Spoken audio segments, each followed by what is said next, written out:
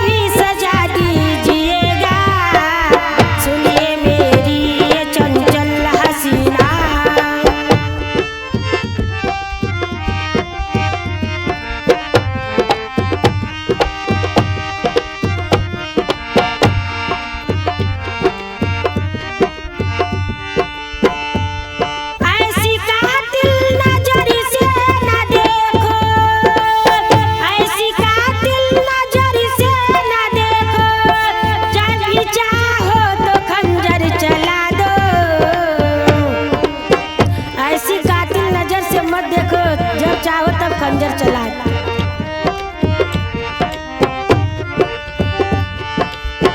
ऐसी कातिल नजर से न देखो, जब भी चाहो तो खंजर चला दो। खून के कतरे से नाम आए तेरा, खून के कतरे से नाम आए तेरा, अपने दिल में सजा लीजिएगा। खून के कतरे से नाम आए तेरा, अपने दिल में सजा लीजिएगा। सुनिए मेरी ये चंचल हसीना, रूठ करके कहा जाइएगा।